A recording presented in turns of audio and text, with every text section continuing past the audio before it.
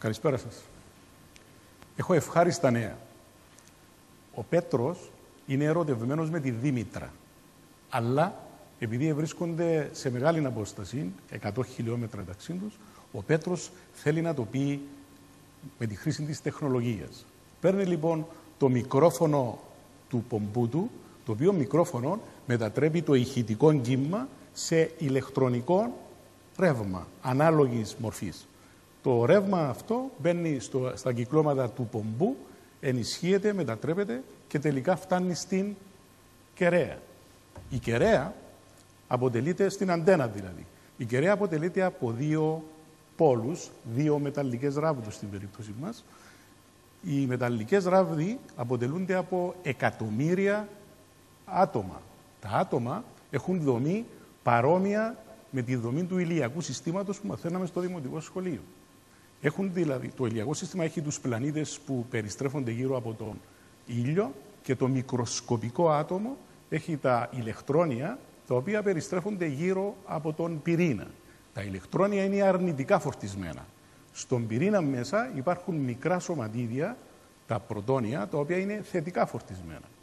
Κάθε άτομο έχει ίσον αριθμό πρωτονίων και ηλεκτρονίων, άρα το φορτίο του είναι συνολικά 0.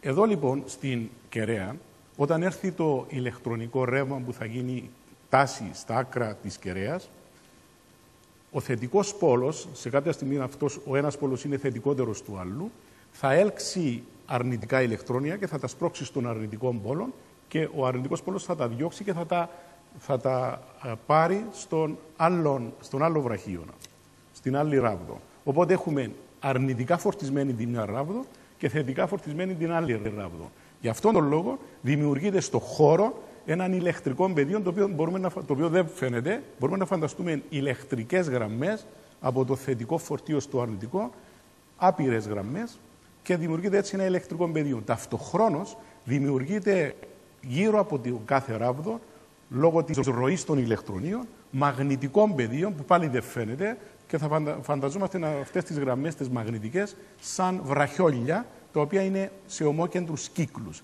Άρα λοιπόν σε αυτόν τον χώρο δημιουργείται ένα ηλεκτρομαγνητικό πεδίο και επειδή οι δύο πόλοι είναι εναλλασσόμενο η τάση, αυτό είναι εναλλασσόμενο ηλεκτρομαγνητικό πεδίο. Και φτάνει μακριά στην κεραία της Δήμητρας όταν αυξήσουμε την τάση και τη συχνότητα. Και η Δήμητρα λοιπόν στην κεραία της παίρνει το ηλεκτρομαγνητικό κύμα, η οποία κεραία το μετατρέπει σε ηλεκτρονικό ρεύμα και μπαίνει στον δέχτη της και τελικά στο μεγάφωνο της και γι' αυτό η Δήμητρα ακούει το I love you. Σας ευχαριστώ.